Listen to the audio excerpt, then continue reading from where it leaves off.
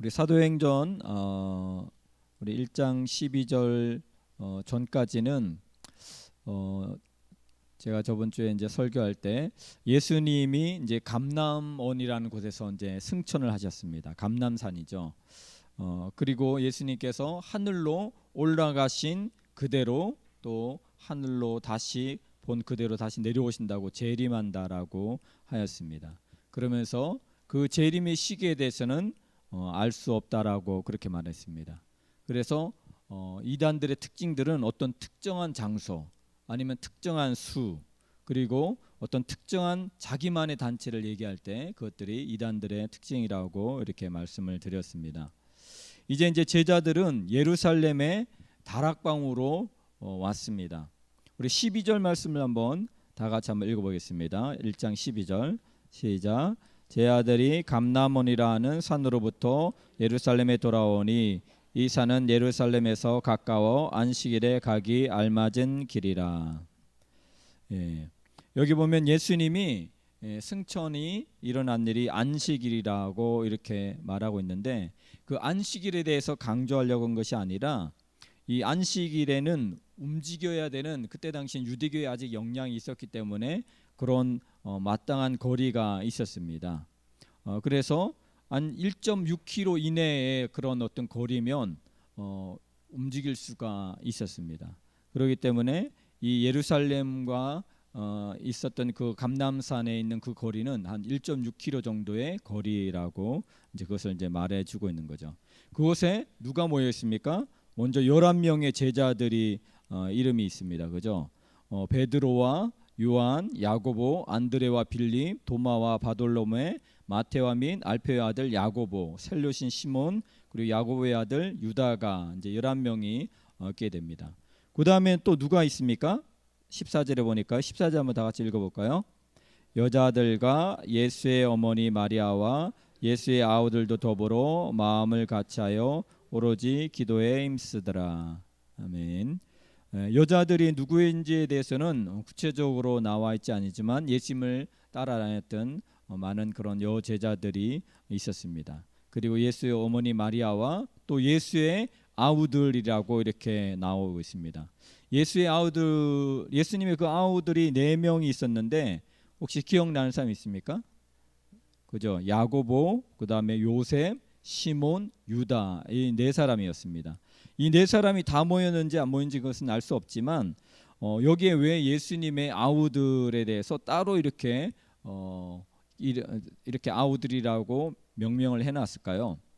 왜냐하면 예수님의 아우들은 예수님 당시에는 잘 믿지 않았던 사람들이었습니다. 냉담자들이었고 예수님과 함께하지 않았던 사람들이었습니다. 그런데 예수님의 부활을 경험하면서 그때부터 확 바뀌게 되었어요. 그래서 예수님의 그 동생 중에 야고보는 나중에 어떻게 됩니까? 장로가 되고 그래서 어떤 그때 당시에 유대인들 말고 이방인들이 예수님 안에 오게 될 때 어떻게 신앙생활을 해야 되는지 그거에 대한 기준들이 없어서 모호했었는데 그 야고보에 의해서 바로 이방인들이 어떻게 신앙생활을 해야 되는지에 대해서 그런 가이드 역할을 해주는 그런 중요한 역할을 감당하는 장로가 되었던 것을 볼 수가 있습니다.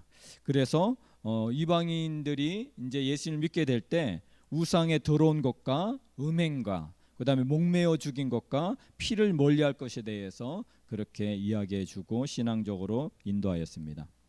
여기 보니까 예수님의 제자들은 다 남자였습니다. 그죠? 그 다음에 또 여자들이 있었고 그 다음에 예수님의 친인척과 아닌 사람들 이런 사람들이 상관없이 그들이 모여서 한 게 뭡니까?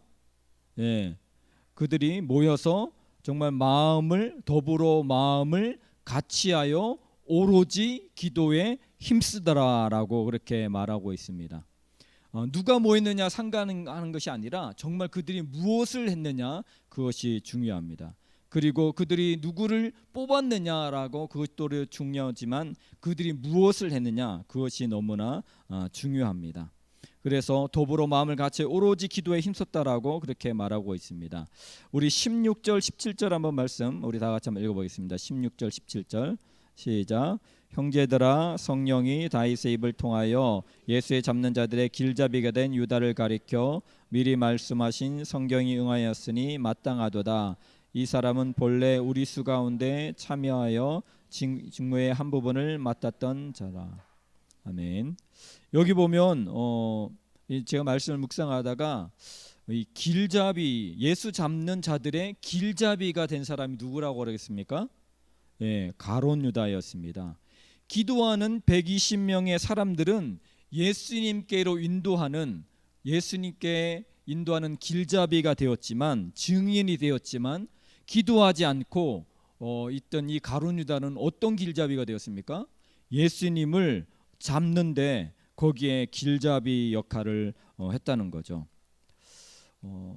되게 너무나 가슴이 아팠습니다. 야, 똑같은 길잡이인데 한 부류는 생명으로 인도하는 길잡이가 됐고, 한 사람의 부류는 사망으로 인도하는 길잡이가 된 것입니다.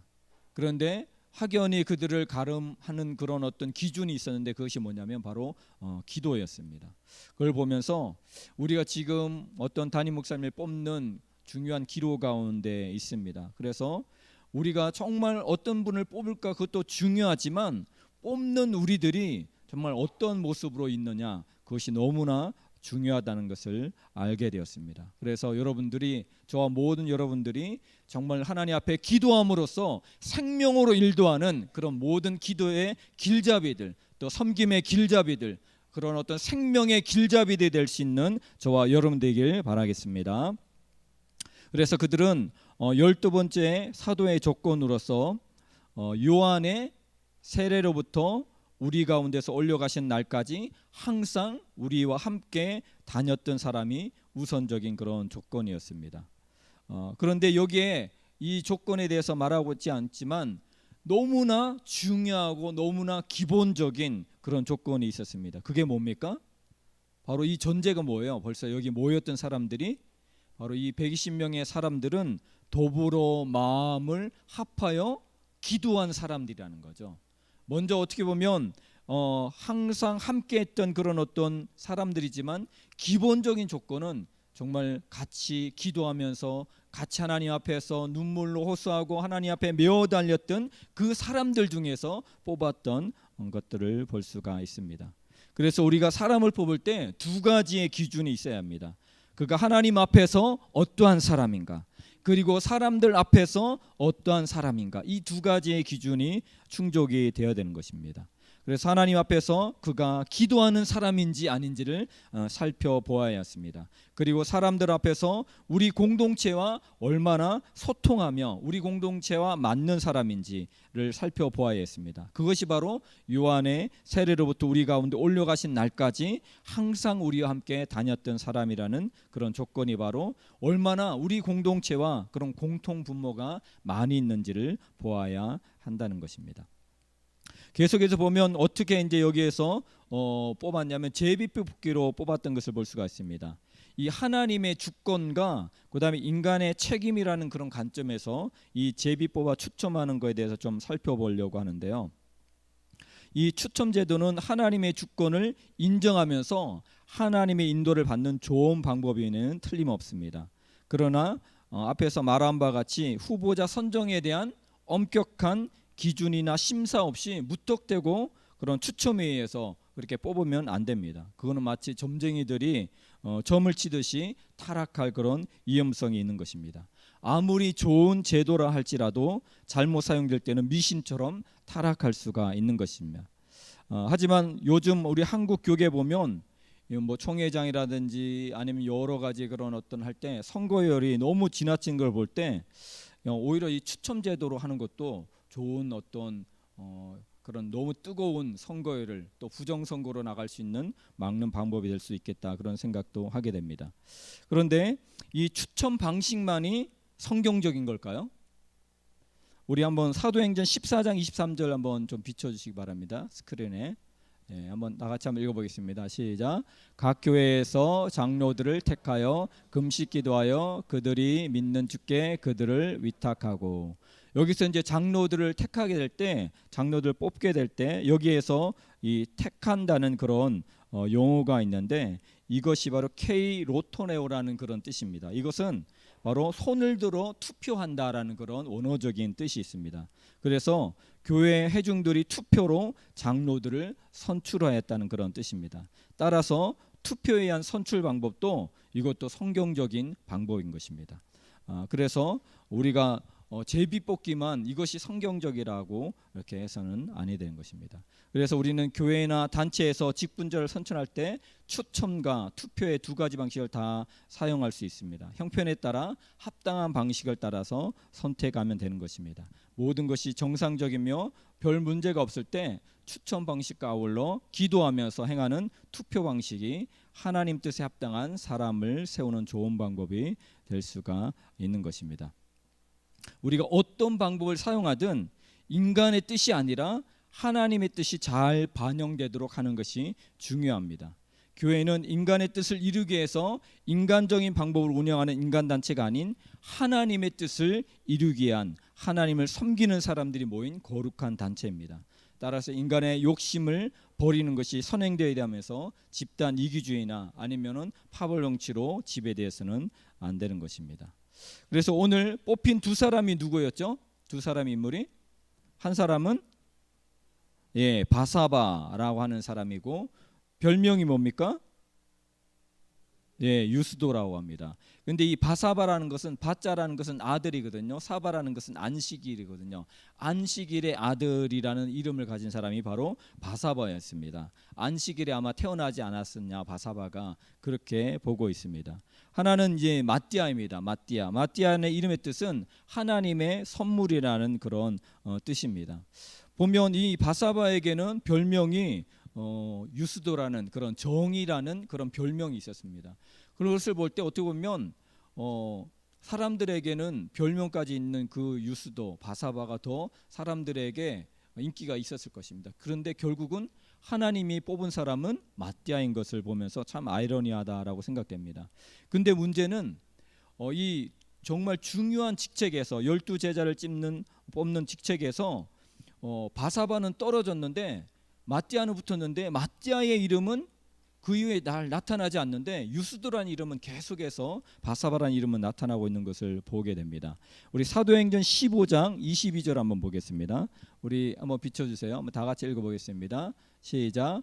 이에 사도와 장로와 온 교회가 그 중에서 사람들을 택하여 바울과 바나바와 함께 안디옥으로 보내기를 결정하니 곧 형제 중에 인도자인 바사바라 하는 유다와 실라더라. 우리 15장 32절 한번 보겠습니다. 유다와 실라도 선지자라 여러 말로 형제를 권면하여 굳게 하고. 여기 보면 이 바사바는 사도에서 뽑히는데 떨어지게 됩니다. 어떻게 보면 그 사람의 인격과 신앙을 말하는 것은 섬김의 중책에 떨어졌을 때, 죄됐을 때 그가 어떠한 행동을 하는지 그것을 보면 이 사람이 올바른 인격과 올바른 신앙을 가지고 있구나라는 것을 볼 수가 있습니다. 제가 다른 교회에 있었을 때 거기에 이제 안수 집사님 가운데서 이제 장로로 이제 선출되는 그런 문제가 있었습니다. 근데 이분이 자기가 장로가 될 줄 알았는데 이 장로에서 떨어졌어요.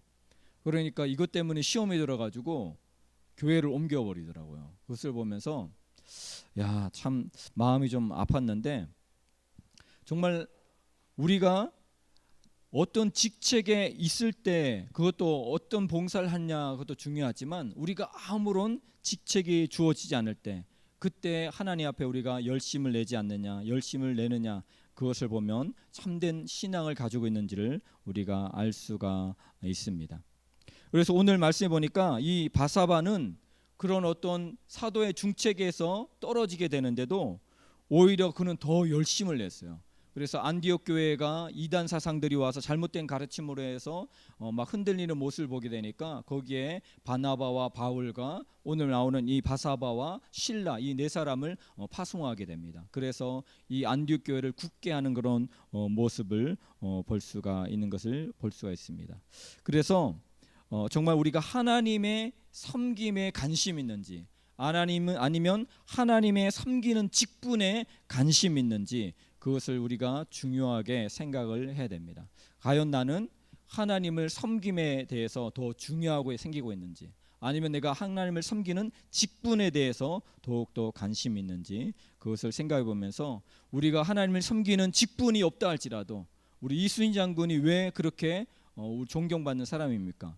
정말 자기가 그런 어떤 장군이라는 그런 직분이 없어도 백의종군하면서 나라를 사랑하기 때문에 그가 정말 그런 아무런 직책이 없는 가운데서도 그렇게 왜군들과 싸웠던 것을 보면서 우리는 존경하는 것 아닙니까? 그렇죠. 우리가 아니면 장로나 아니면 목사나 아니면 권사님이나 아니면 여러 가지의 그런 어떤 집사로서의 기관장으로의 직분이 없다 할지라도 기도의 자리에 아니면 봉사의 자리에 여러 가지 섬김의 자리에 그렇게 섬김으로 열심히 할 때 우리는 정말 바사바와 같이 그가 아무런 직책이 없어도 하나님 앞에서 열심을 내었던 것처럼 하나님의 섬김에 관심을 나아갔던 것처럼 우리가 그러한 사람이 되는 저와 여러분 되기를 바라겠습니다. 오늘 말씀의 결론을 맺으려고 합니다. 우리는 누구를 선택할 것인가, 이것도 너무나 무척이나 중요합니다. 그러나 선택하는 사람들의 영적인 상태가 중요하다는 것을 오늘 말씀을 통해 알게 되었습니다. 뽑는 우리가 먼저 정말 더불어 마음을 같이하여 오로지 기도에 힘쓰는 저와 여러분 되길 바라겠습니다. 그래서 더불어 마음을 같이하여 새벽마다 저녁마다 또 자기가 모일 수 있는 시간에 모여서 기도하는 저와 여러분 되길 바라겠습니다. 그리고 우리 바사바와 같이 우리가 섬김의 직책에서 서 있다 할지라도, 내가 교회에서 중요한 직책을 맡고 있지 않다 할지라도 바로 그런 섬김의 직분에 관심을 가져서 낙마하는 것이 아니라 하나님을 섬기는데 관심을 가지고 더욱더 섬김에 열심을 내는 저와 여러분 되기를 축원합니다. 예, 시간